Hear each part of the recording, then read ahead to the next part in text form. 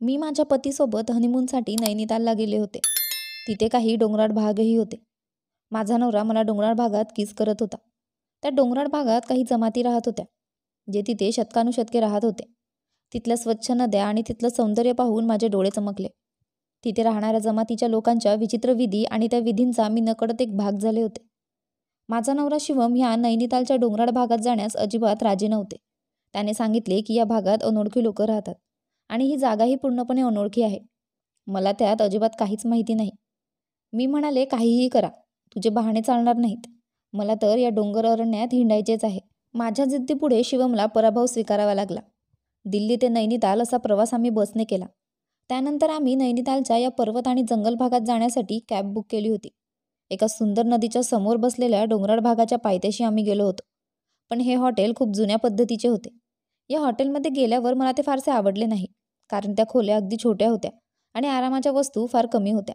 पण खिडकीबाहेरचे सुंदर नजारे पाहिल्यावर त्या हॉटेलची कुरूपता मी विसरले होते. ही आमची पहिली संध्याकाळ होती आणि मी दिल्ली ते नैनिताल या बस प्रवासाने खूप थकले होते. मला खूप थकवा जाणवत होता. जेवण होताच माझे डोळे बंद होऊ लागले, म्हणून मी झोपायला आडवी झाले. शिवम म्हणू लागला, आरती तू पण ना, तू इथे झोपायला आलीस का? आपण इथे आनंद घेण्यासाठी आलो आहोत, आपल्या हनीमून ट्रिपला स्मरणीय बनवण्यासाठी, झोपायला नाही. मी हसून म्हणाले, शिवम प्लीज मला झोपू दे, मला खूप झोप येते आहे. आणि असो, आपण सकाळी लवकर उठून या पर्वतांचे सुंदर दृश्य बघायला जाऊ. असंही सकाळचे दृश्य खूप हृदयस्पर्शी आहे. बरं. शिवमला समजावणे हे सगळ्यात अवघड काम होतं. प्रदीर्घ चर्चेनंतर शिवमने शेवटी होकार दिला. आम्ही दोघे लहानपणापासूनचे मित्र होतो आणि आमच्यात लहानपणापासूनच एकमेकांबद्दल प्रेमाची भावना होती. शिवम हा फौजी होता. आमच्या लग्नाच्या काही दिवसातच शिवमने माझ्यावर प्रेमाचा वर्षाव केल्यामुळे मी स्वतःला भाग्यवान समजू लागले. सकाळी पक्ष्यांच्या आवाजाने माझे डोळे उघडले. डोळे उघडताच मला शिवम माझ्या शेजारी नकळत झोपलेला दिसला. माझ्या चेहऱ्यावर मनसोक्त हास्य पसरले. देखणा असण्याबरोबरच माझा नवरा खूप रोमॅन्टिक देखील होता, एखाद्या नायकासारखा ज्याची प्रत्येक मुलीला इच्छा असते. मी उठले, बसले, केसांचा अंबाडा बनवला आणि बेडवरून खाली उतरले आणि थेट खिडकीकडे निघाले. मला सकाळचे दृश्य पाहायचे होते. मी पडदा काढताच एक अतिशय सुंदर दृश्य माझी वाट पाहत होते. उंच डोंगरांच्या मधोमध एक निळी नदी आणि तिच्या दोन्ही बाजूला झाडे आणि त्यावर लटकलेले पक्षी पाहून मला असे वाटले की मी स्वप्न पाहत आहे. मग माझ्या डोळ्यांनी जे दृश्य पाहिलं ते विचित्र होतं. त्या नदीजवळ अनेकांनी छावण्या लावल्या होत्या. मलाही तिथं जायचं होतं. पानांवर धबधब्यांसारखं कोसळणाऱ्या पाण्याचं संगीत हवेत गुंजत होतं. मला वाटत होतं मी तिथे जवळच बसून गाणी ऐकावीत. मी पण विचार करत होते की कोणीतरी माझे खांदे दाबून मला मांडीत धरले. तेव्हा मी हसून मागे वळून माझ्या नवऱ्याकडे पाहिले, जो खूप रोमॅन्टिक होता. मी स्वतःला त्याच्या हातातून सोडवले आणि म्हणाले की शिवम, लवकर नाश्ता कर आणि मग आपण बाहेर जाऊ. बघ, समोरचे दृश्य किती सुंदर आहे. शिवमची गणना अतिशय देखण्या तरुणांमध्ये होती. मी स्वतः सुंदर होते, पण खूप कमी पुरुष असे असतात ज्यांना लोक दूर वळून बघतात, आणि शिवम पण तसाच होता. त्याने मला सांगितले की बाहेरचे दृश्य जास्त सुंदर आहे की माझी पत्नी हे ठरवणे माझ्यासाठी कठीण आहे. त्याच्याबद्दलच्या अशा गोष्टींनीच मला वेड लावले होते. बरं, आम्ही एकत्र नाश्ता केला आणि समोरच्या नदीकडे निघालो. वातावरण अतिशय आल्हाददायक होते. त्या नदीजवळ पोहोचताच तिथे राहणारे लोक जमा होऊ लागले. काही प्रवाशांनी नदीजवळ तळ ठोकला होता आणि ते त्या छावण्यांमध्ये मुक्कामी होते. तेही आपापल्या छावण्यांमधून बाहेर पडले. नदीच्या काठावर राहणारे सर्व लोक कबिला लोक होते, जे इथल्या पर्वतांच्या जंगलात राहत होते. तिथे राहणाऱ्या लोकांचे काही वेगळे विधी आहेत. ते या नदीसमोर पार पडतात असे ऐकले होते. हे ऐकल्यावर हे सगळं बघून मला खूप कुतूहल वाटलं. शेवटी त्यांच्याकडे कोणत्या विधी आहेत आणि ते कसे करतात हेही बघायला हवे. शिवम एका बाजूला उभा राहिला आणि त्यांनी ढोलही आणले होते आणि त्यांच्यासोबत काही लोक ढोल वाजवू लागले. आणि मग माझ्या डोळ्यांनी जे पाहिले ते पाहून माझ्या आश्चर्याची सीमा राहिली नाही. अतिशय घट्ट गाऊन घातलेल्या त्या आदिवासी मुले तिथे नाचू लागल्या. पहाडी मुली खूप सुंदर होत्या. मी सुद्धा कमी सुंदर नसले तरी त्यांच्या सौंदर्यापुढे माझे सौंदर्य पुसट होत चालले आहे असे मला वाटत होते. तिथे नाचत होत्या मुली खूप सुंदर होत्या, पण काळ्या रंगाचा गाऊन घातलेली मुलगी देवदूतासारखी दिसत होती. मी तिच्यापासून नजर हटवायला तयार नव्हते. तिचे सौंदर्य पाहून मला आश्चर्य वाटले. एखादी व्यक्ती इतकी सुंदर कशी असू शकते? काही वेळ तर मी तेथील सौंदर्याला बघायला विसरले होते. मला वाटत होतं की या मुलीच्या सौंदर्याने नैनितालच्या या दऱ्याखोऱ्यांच्या सौंदर्यालाही मागे सोडलं होतं. ती इतकी सुंदर मुलगी होती. तिने पाहणाऱ्यांना आपल्या जादूमध्ये कैद केले होते. सर्वांच्या नजरा त्या मुलीवर खिळल्या होत्या. काही वेळाने मी शुद्धीवर आले आणि माझ्या शेजारी उभ्या असलेल्या शिवमकडे बघताच त्याची नजरही त्या मुलीकडे गेली. तो डोळे मिचकावल्याशिवाय तिच्याकडे पाहत होता. माझा विश्वास होता की त्याचं तसं काही नव्हतं. पण शिवम त्या पहाडी मुलीकडे ज्या नजरेने पाहत होता त्याप्रमाणे कोणाचाही नवरा तिच्याशिवाय इतर कोणत्याही स्त्रीकडे पाहतो हे कोणत्याही पत्नीला सहन होणार नाही. मी त्याचे हात धरले आणि त्याला हलवले. मला पाहून त्याला धक्काच बसला आणि तो थोडा लाजला. मी कान ओढून त्याच्याकडे पाहिले. मी म्हणाले, झाले काय आहे तुला? तो हसला आणि म्हणाला, ती खूप सुंदर मुलगी आहे. काश मी तिला तुझ्या आधी भेटला असता तर मी तिच्याशीच लग्न केले असते. शिवम माझ्याकडे मिश्किलपणे हसत असे म्हणाला. मी त्याच्याकडे पाहिल्यावर तो हसायला लागला आणि म्हणाला, मी गंमत करत आहे. कोणतीही मुलगी तुझ्या सौंदर्याची स्पर्धा करू शकत नाही. मला माहीत होतं तो माझं मन ठेवायला सांगत होता. तथापि ती मुलगी खूप सुंदर होती यात शंका नाही. डान्स करतानाही ती मुलगी शिवमकडेच पाहत होती हे मला जाणवलं. बरं, तिचा डान्स इतका रंजक होता की आम्हाला तिथून उठायचंच नव्हतं. पण हा डान्स नसून माझ्यासाठी मृत्यूचा संदेश होता हे मला माहीत नव्हते. तिथल्या लोकांची एक विचित्र पद्धत होती, जिथे मुली लग्नाआधी आपल्या आवडीच्या मुलाशी सेक्स करत असत. ती मुलगी त्या मुलावर पूर्णपणे आनंदी होत होती. त्यानंतरच ती त्या मुलाशी लग्न करणार आणि या सगळ्यामागचं कारण काय हे आजपर्यंत कुणाही अनोळखी व्यक्तीला कळलं नाही. खरं सांगायचं तर हे सगळं जाणून घेण्यासाठी मीही नैनितालच्या या डोंगराळ भागात आले होते. कारण माझ्या कॉलेजच्या दिवसात एका मुलीने मला हे सांगितलं होतं. मी म्हणाले, ही कसली विधी आहे? लग्नाआधीच कुठल्या तरुण मुलाशी संबंध ठेवायला मुलगी कशी तयार होऊ शकते? ती म्हणाली, कधी त्या भागात गेलीस तर स्वतःच्या डोळ्यांनी बघ. माझ्या मैत्रिणीने जे सांगितले त्यात मला सत्य दिसत होते. डान्स संपताच तिथल्या मुलींनी गळ्यात घातलेला स्कार्फ तिथे उपस्थित असलेल्या मुलांच्या गळ्यात घालायला सुरुवात केली. मुली ज्यांच्याशी लग्न करू इच्छितात त्यांच्या गळ्यात स्कार्फ बांधत असल्याचे त्यांच्या वागण्यावरून स्पष्ट झाले. हा विधी मला फारच अनोखा वाटला, जिथे मुलींना त्यांचा नवरा निवडण्याचा पूर्ण अधिकार दिला जात आहे.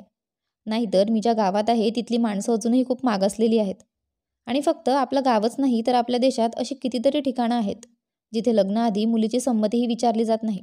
त्यांना फक्त आदेश दिले जातात की त्यांच्या कुटुंबातील वडीलधाऱ्यांनी त्यांच्यासाठी निर्णय घेतला आहे. आता तिला तिचं संपूर्ण आयुष्य त्याच पुरुषासोबत घालवायचं आहे ज्याला तिच्या घरातील वडीलधाऱ्यांनी पसंत केलंय. आणि या मुली इतक्या मोकळ्या होत्या की तिथे उपस्थित असलेल्या मुलांच्या गळ्यात स्कार्फ घालून त्यांना आपला जीवनसाथी म्हणून निवडायच्या. हे सर्व तितक्याच उत्सुकतेने पाहत असताना अचानक तीच सुंदर मुलगी हातात स्कार्फ धरून पटकन आमच्याकडे येऊ लागली. आम्ही त्या आदिवासी लोकांपासून थोड्याच अंतरावर उभे होतो. ते त्यांचे विधी करत होते आणि आम्ही त्यांना पाहत होतो. पण ती मुलगी इतक्या वेगाने आमच्या दिशेने येताना पाहून मला आश्चर्य वाटले.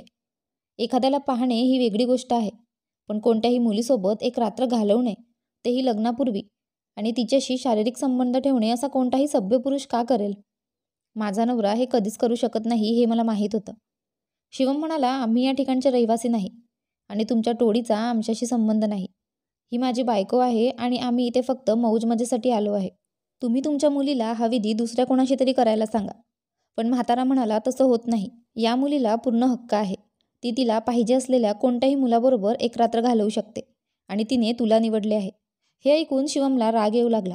तो म्हणू लागला की तुम्ही माझ्याशी जबरदस्ती कशी करू शकता? मला असे कोणतेही पाप करायचे नाही आणि तुमच्या निरुपयोगी कर्मकांडाचा भाग मी बनवू इच्छित नाही. ही गोष्ट आपल्या आयुष्याची बाब बनेल हे आम्हाला माहीत नव्हते. त्यांनी खिशातून पिस्तूल काढून माझ्या आणि शिवमच्या डोक्यावर ठेवली होती. हे बघून आम्ही श्वास घ्यायला विसरलो होतो. आमच्या विधीच्या विरोधात बोलणाऱ्याला आम्ही मारून टाकू, असे ते लोक म्हणत होते. आणि इथे असा कोणताही कायदा नाही ज्याचे आम्ही बांधील आहोत. आम्ही आमचे स्वतःचे कायदे बनवतो आणि त्यांचे पालन करतो आणि आम्ही इतरांनाही आमचे कायदे पाळण्यास भाग पाडतो. ही एक विचित्र बळजबरी आमच्यावर केली जात होती. त्यांचे अनेक तरुण आमच्या भोवती जमले. जणू काही आम्हाला त्यांच्या परिसरात घेऊन जायचे आहे. शिवम त्यांना वारंवार सांगत होता की आम्हाला सोडा. आम्ही इथे फक्त डान्स पाहण्यासाठी उभे होतो. आमचा तुमच्याशी काही संबंध नाही. ही रसम फक्त तुमच्या कुळातील मुलांसोबत करावी. आम्हाला माफ करा. पण त्यांनी आमचे ऐकले नाही. आमच्या डोक्यात पिस्तूल दाखवून त्यांनी आम्हाला जबरदस्तीने त्यांच्या भागात नेले. त्यांनी आम्हाला तिथे नेऊन एका जागी उभे केले. खूप मोठे अंगण आणि आजूबाजूला अनेक खोल्या असलेले ते घर होते. त्या सर्व मुली त्या खोल्यांमध्ये गेल्या आणि पुरुष आमच्या आजूबाजूला उभे राहून आम्हाला गुंडगिरी दाखवत होते. त्यानंतर त्यांच्या नेत्याने 50-55 वर्षाच्या एका महिलेला हाक मारली. ती बाई माझ्याजवळ येऊन उभी राहिली. म्हातारा म्हणाला, या मुलीला खोलीत घेऊन जा. जणू माझ्या हृदयाचा ठोकाच चुकला होता. ते लोक माझ्यासोबत काय करतील माहीत नव्हते. यावेळी शिवमलाही राग आला. त्याने मागून माझा हात धरला. डोक्यावर पिस्तूल दाखवून म्हणाला, माझ्या बायकोला कुठेही घेऊन जाऊ नका. आम्ही तुम्हाला सांगितले आहे की आम्ही येथे फक्त मनोरंजनासाठी आलो आहोत. त्यामुळे तुम्ही लोक आम्हाला तुमचे कोणतेही विधी करायला भाग पाडू शकत नाहीत. कारण कर्मकांडाच्या नावाखाली हे फक्त पाप आहे आणि मेल्यानंतरही मी तुमच्या मुलीशी काहीही संबंध ठेवणार नाही. शिवमने असे सांगितले होते की एका अल्पवयीन मुलाने आपल्या पिस्तुलाच्या बटनने शिवमच्या डोक्यावर जोरदार प्रभाव केला होता. शिवमच्या डोक्यातून रक्त वाहू लागले. ते पाहून मी आरडाओरड करू लागले. मी म्हणाले, काय करताय तुम्ही? माझ्या नवऱ्याला का मारताय?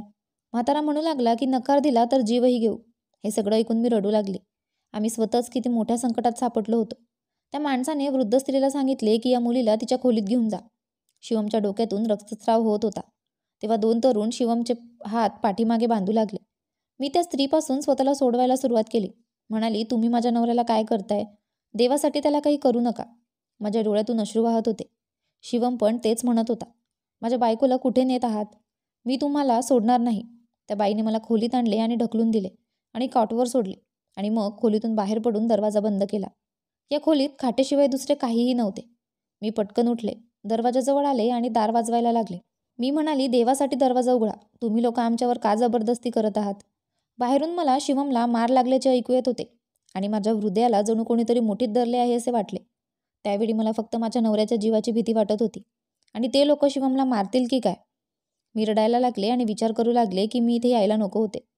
काही वेळाने दरवाजा उघडला आणि तीच मुलगी खोलीत शिरली, जिने काही वेळापूर्वी तिचा डान्स दाखवून आम्हाला वेड लावले होते आणि त्यानंतर तिने केलेली कृती. तिने आमची मने उडवली होती. समोरच्या मुलीला पाहून मला तिचा तिरस्कार वाटला. आत येताच तिने दार बंद केले. ती माझ्याशी तुटक्या हिंदीत बोलू लागली. तुझ्या नवऱ्याला काय प्रॉब्लेम आहे?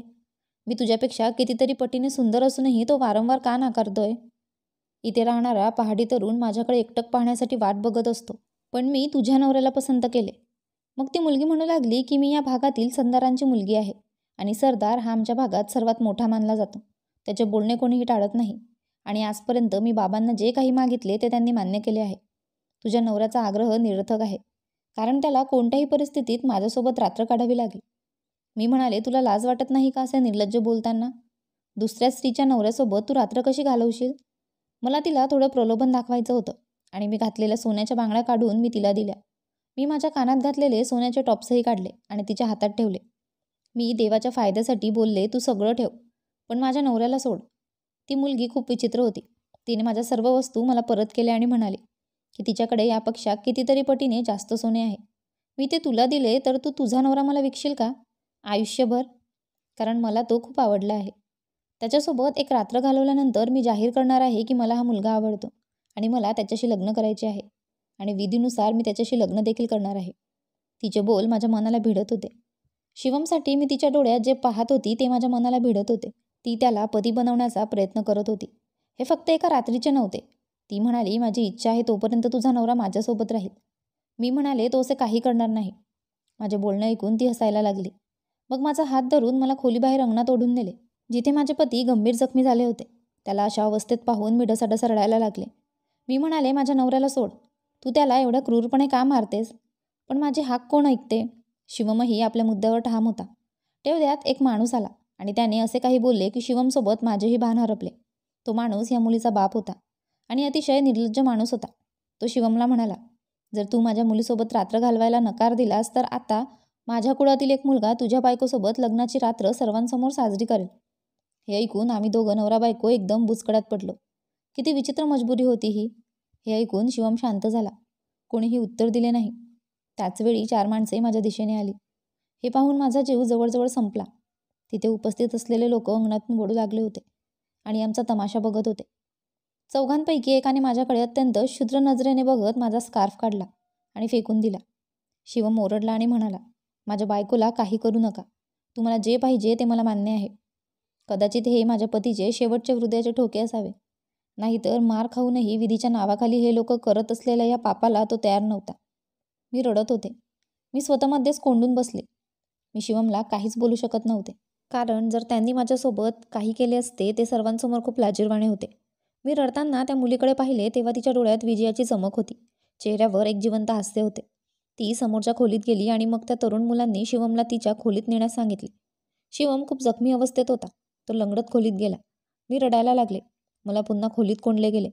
दुसऱ्या दिवशी ती 50-55 वर्षांची बाई पुन्हा माझ्या खोलीत आली आणि म्हणाली की आता तुम्ही जाऊ शकता. हे ऐकून मी एकदम उठून उभे राहिले. खोलीतून बाहेर आल्यावर मी पाहिले की सरदाराची मुलगी समोर कॉटवर पडली होती आणि ती अत्यंत जखमी अवस्थेत होती. तिचे वडील तिच्या खाटेजवळ बसून रडत होते. त्या खाटेभोवती जमातींचे इतर लोकही जमा झाले होते आणि प्रत्येकाच्या डोळ्यात पाणी होते. मला अजून समजले नव्हते की मग माझी नजर त्या पोरावर पडली जे खोलीतून खाट आणत होते. त्यावर शिवम पडलेला पाहून माझा जीव जवळजवळ संपला. तो सरदार म्हणू लागला, तुझ्या नवऱ्याने माझ्या मुलीला मारले आहे. त्याने माझ्या मुलीच्या डोक्यावर फुलदाणी मारून तिचा जीव घेतला. त्यामुळे आम्हीही आमचा बदला घेतला आहे. हे ऐकून मला धक्काच बसला. त्याने माझ्या नवऱ्याची हत्या केली होती. माझ्या पतीने पाप करण्याऐवजी मृत्यूला कवटाळले होते. माझ्या पतीच्या मृत्यूची बातमी ऐकून मी आरडाओरडा करू लागले. शिवमची खाट अंगणात ठेवली होती. मी कॉटजवळ येऊन पुन्हा पुन्हा त्याला हलवण्याचा प्रयत्न करत राहिले. देवासाठी उठ शिवम, तू मला सोडून जाऊ शकत नाहीस. तू आयुष्यभर माझ्यासोबत राहण्याचे वचन दिले होते. शिवम उठ. पण तो निघून गेला, मला कायमचं सोडून. मी म्हणाले, सरदार, एवढं वाईट करून तुला काय मिळालं? तुझ्या वाईट विधीने माझ्या नवऱ्याचा जीव घेतला. प्रत्येक पुरुष हा वासनेचा उपासक नसतो, जो फक्त शरीराचा भुकेला असतो. माझ्या नवऱ्याचा संसार नक्कीच उद्ध्वस्त झाला होता, पण शेवटी त्याने पत्नीशी विश्वासघात केला नव्हता. त्याने पापापेक्षा मृत्यू निवडला. मी माझ्या पतीसोबत नैनितालला आले होते, पण त्याच्या निर्जीव देहासोबत परत जात होते. मी शिवमला इथे येण्याचा हट्ट धरला होता, कारण मला माझ्या मैत्रिणीच्या बोलण्याची खात्री करून घ्यायची होती की तिथे स्त्रिया असा प्रकार करतात का. काश मी शिवमकडे हट्ट धरला नसता तर कदाचित तो जिवंत असता. माझ्या डोळ्यावर पट्टी बांधल्यानंतर टोळीतील काही लोकांनी मला आणि शिवमचा मृतदेह मुख्य रस्त्यावर टाकला. त्या लोकांचा ठाव ठिकाणा कोणालाच माहीत नव्हता, कारण ते लोक जंगलाच्या मधोमध राहत होते आणि जागा बदलत होते. माझं सगळं जग उद्ध्वस्त झालं होतं. शिवम तर मला सोडून गेला होता. मी शिवमला हलवून उठायचा प्रयत्न करत होते. शिवम, तू मला असा कसा सोडून जाऊ शकतोस? तुझ्यासोबत मी पण मरावे असे वाटते. तेव्हा माझे हृदय वेगाने धडधडायला लागले. जेव्हा माझ्या हातावर कोणाचा तरी दबाव जाणवला. मी बघितले तर तो शिवमचा हात होता आणि त्याने माझा हात हातात धरला होता. मला धक्काच बसला आणि शिवमच्या चेहऱ्याकडे बघितले तर त्याने डोळे उघडले होते. म्हणजे शिवम जिवंत होता. मी ओरडून शिवमला मिठी मारली. शिवमसुद्धा उठून बसला होता. जरी तो खूप जखमी झाला होता आणि त्याच्या जखमेतून खूप रक्त वाहत होते आणि त्याची प्रकृती खूप वाईट होती. तो माझे अश्रू पुसत म्हणाला, आरती, गप्प राहा. लवकरात लवकर इथून बाहेर पडायला हवं. पुढची गोष्ट मी तुला नंतर सांगेल. मी आणि शिवम जिथे होतो तिथे खूप कमी वाहने होती. आम्ही काही वेळ थांबलो, पण एकही वाहन येताना दिसले नाही. इथे थांबणे धोकादायक ठरू शकते. त्यामुळे शिवमवर ताबा ठेवत पायी चालावे लागले. शिवम जिवंत असल्याने निदान माझं मन हलकं झालं होतं. बराच अंतर चालल्यावर एक गाडी येताना दिसली. आम्ही लिफ्ट घेऊन शहराकडे गेलो. मी शिवमला हॉस्पिटलमध्ये ॲडमिट केलं आणि शिवमच्या घरच्यांना फोन केला.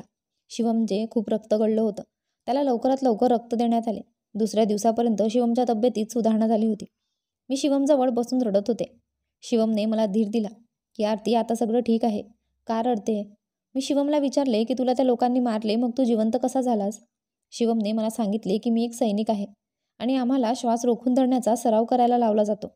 जेव्हा त्या लोकांनी माझ्या डोक्यावर जड काहीतरी मारले तेव्हा मी बेशुद्ध पडलो आणि त्यानंतर ते त्यांच्या मुलीकडे पाहू लागले, जिला मी फ्लॉवर पॉटने मारून थंड केले होते. एवढ्यात मला शुद्ध आली आणि ते मला तपासायला आले. तेव्हा माझा मी श्वास थांबवला होता. त्यांना वाटले कदाचित मी मेला असावा. काहीही असो, हे दिवस आमच्या आयुष्यातील खूप भीतीदायक दिवस होते. शिवमच्या छातीला मिठी मारून मी खूप रडले. काही दिवस हॉस्पिटलमध्ये राहिल्यानंतर शिवमला डिस्चार्ज मिळाला आणि आम्ही आमच्या शहरात परतलो. मित्रांनो, मला आशा आहे की तुम्हाला आमची कथा आवडली असेल. जर तुम्हाला कथा आवडली असेल तर व्हिडिओला लाईक करा. तुम्ही जर चॅनलवर नवीन असाल तर चॅनलला सबस्क्राईब करा आणि होय, नोटिफिकेशन बेल दाबा, जेणेकरून पुढील व्हिडिओची अपडेट तुमच्यापर्यंत पोहोचेल.